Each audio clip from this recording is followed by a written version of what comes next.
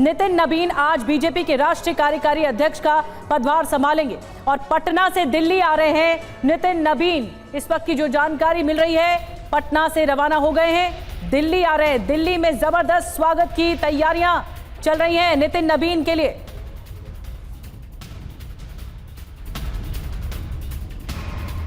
तो नितिन नबीन का चुनाव क्यों हुआ है, सभी के मन में यह सवाल होगा। एक सरप्राइजिंग फैक्टर बीजेपी की ओर से निकलकर सामने आया और आपको बता देते हैं कि बिहार में दरअसल बम्पर प्रचंड जीत हुई बीजेपी की, एनडीए की, और इसीलिए नितिन नबीन का चुनाव बताया जा रहा है अहम रहा। बम्पर जीत का इनाम मिला है नितिन नबीन को बिहार में। वहीं पार्टी का युवा चेहरा भी बताए जाते हैं नितिन नबीन, और पार्टी का युवा चेहरा के साथ साथ सरकार और संगठन में बहुत बड़ी पकड़ है इनकी। अनुभव अच्छा है, कम उम्र में भी अच्छा अनुभव है, युवा जोश है, अनुभव का तालमेल और ज्यादा बढ़ पाएगा बीजेपी के भीतर।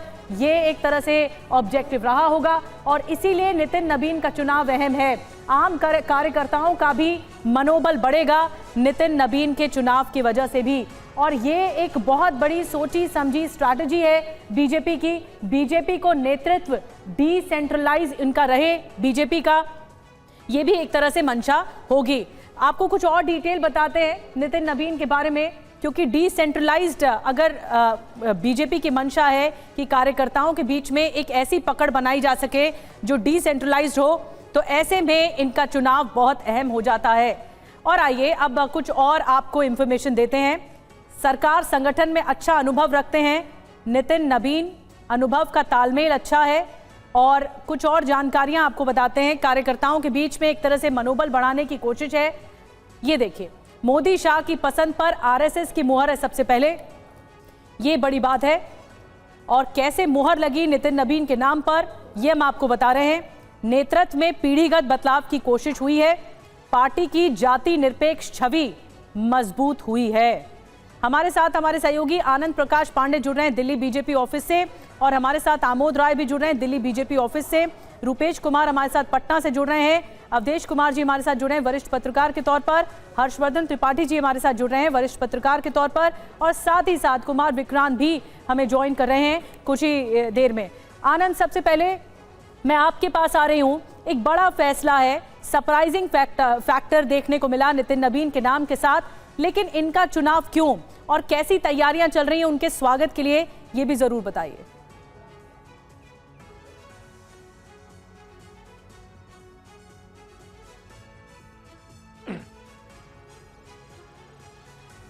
जी देखिए, अब से कुछ देर में दिल्ली एयरपोर्ट पर नितिन नबीन पहुंचेंगे, और जो स्वागत की तैयारियां की गई वो मैं आपको बताऊं कि बीजेपी, जो दिल्ली बीजेपी है उसके तमाम कार्यकर्ता, बीजेपी सरकार के मंत्री और दिल्ली के मुख्यमंत्री जो है वो एयरपोर्ट पर पहुंची हुए हैं। जैसे नितिन नबीन वहां पहुंचेंगे उनका वहाँ भव्य स्वागत किया जाएगा, और उसके बाद वो सीधे बीजेपी हेडक्वार्टर पहुंचेंगे, जहाँ बीजेपी हेडक्वार्टर में भी स्वागत की तैयारियाँ की गई हैं। जगह जगह बड़े बड़े कटआउट्स लगाए गए, पोस्टर्स लगाए गए। उन पोस्टर पर प्रधानमंत्री नरेंद्र मोदी के साथ, जेपी नड्डा के साथ नितिन नबीन की तस्वीर है, और उस पर लिखा हुआ है कि आपका अभिनंदन है। तो जाहिर तौर पर जैसे बीजेपी हेडक्वार्टर पहुंचेंगे वहाँ पर तमाम केंद्रीय मंत्री और केंद्रीय बीजेपी के पदाधिकारी वहां पहुंचेंगे, उनका स्वागत किया जाएगा, अभिनंदन किया जाएगा, और आज ही वो कार्यकारी अध्यक्ष के तौर पे अपना कार्यभार ग्रहण भी कर लेंगे। और कार्यकारी अध्यक्ष के तौर पे वो सबसे पहले जो पार्टी की, जो उनको, हालांकि उनको पता है कि पार्टी कैसे काम करती है, लेकिन चूंकि उन्होंने दिल्ली में ज्यादा काम नहीं किया, तो ऐसे में केंद्रीय संगठन कैसे काम करता है उसको देखेंगे।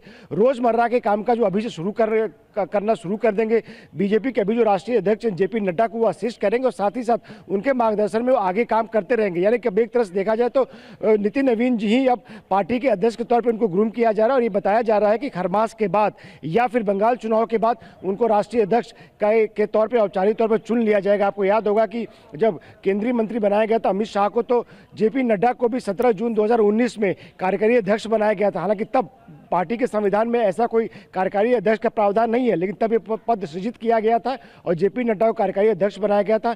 6 महीने तक, यानी कि जून से लेकर जनवरी 2020 तक जेपी नड्डा ने अमित शाह के साथ मिलकर कार्यकारी अध्यक्ष के तौर पे काम किया था। उन्होंने सीखा था, और सभी जो रूबरू हुए थे काम कैसे करते हैं, जो अलग अलग पार्टी की इकाइयाँ हैं, पार्टी के संगठन हैं, उनसे कैसे तालमेल बिठाना, वो सब उन्होंने सीखा। फिर जनवरी 2019 में उनको अध्यक्ष बना दिया गया था। ऐसे में 6 महीने उन्होंने पूरी तरह ट्रेनिंग ली, काम करने का सीखा। तो ऐसे में बताया जा रहा है कि फिलहाल 1 महीना तक वो जेपी नड्डा के साथ नितिन नवीन काम करेंगे और अगर जरूरत पड़ी तो जैसे या तो खरमास के बाद या फिर बंगाल चुनाव के बाद नितिन नवीन को पार्टी के राष्ट्रीय अध्यक्ष के तौर पर चुन लिया जाएगा। चुनाव की जो पूरी औपचारिकता है उसका पालन किया जाएगा और एक मैसेजिंग भी है, क्योंकि उनकी जात इतनी अहम नहीं है। यानी कि बीजेपी ने बताने की कोशिश की है कि एक बिना जाति का कोई चेहरा दिया, वो कायस्थ है, तो ऐसे कोई पर्टिकुलर जाति का उन पर ठप्पा नहीं लगा हुआ है। और एक फायदा बीजेपी को इसमें और भी नजर आ रहा है कि आगे बंगाल के चुनाव है तो 12% से ज्यादा पश्चिम बंगाल में कायस्थ वोटर्स है, तो एक तीर से बीजेपी ने कई निशाने साधने की कोशिश की है। संघ को भी खुश बड़ी किया, बात है आनंद, एक तीर से कई निशाने साधने की मौका दिया और साथ ही साथ जो युवा नेतृत्व है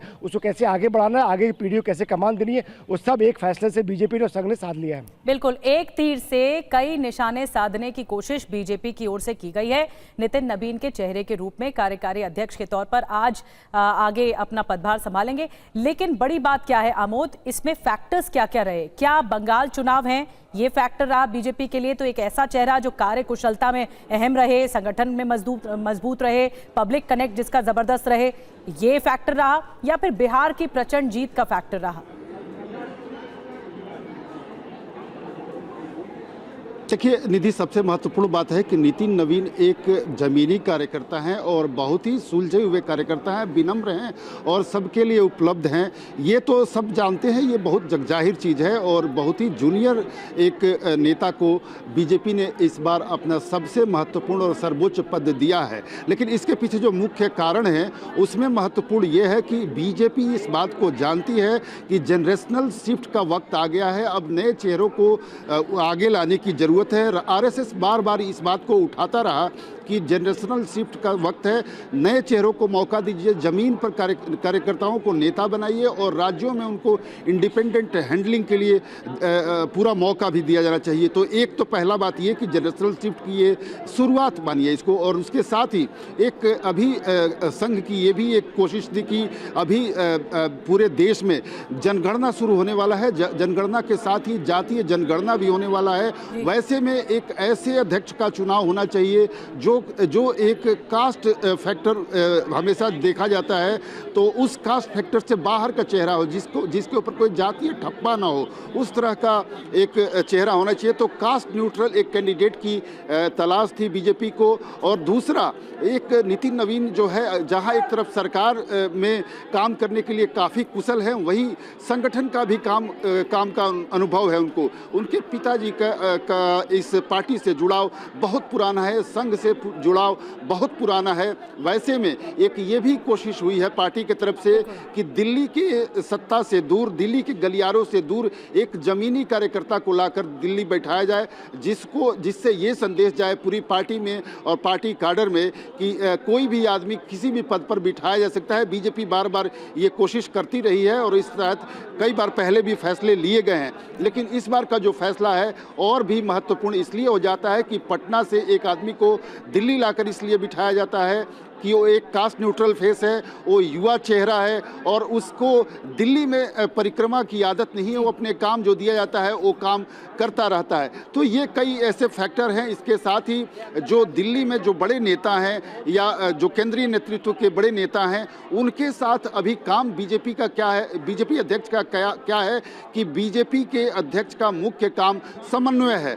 समन्वय करना सबसे प्रमुख काम उसका होगा। वैसे में जो यहाँ के अध्यक्ष का चुनाव होगा वो पार्टी अध्यक्षों के बीच, राज्यों के बीच और केंद्र के बड़े नेताओं के बीच मैसेज क्लियर है कि चीजें सिर्फ राज्य स्तर तक नहीं रहे, सेंट्रलाइज हो जाएं, यानी दिल्ली क्योंकि देश की राजधानी है और वहीं से ही सारी चीजें साधी जाती हैं, स्ट्रीमलाइन करने की कोशिश है एक बिहार के चेहरे को दिल्ली लाकर। बहुत बड़ी स्ट्रैटेजी है इसके पीछे।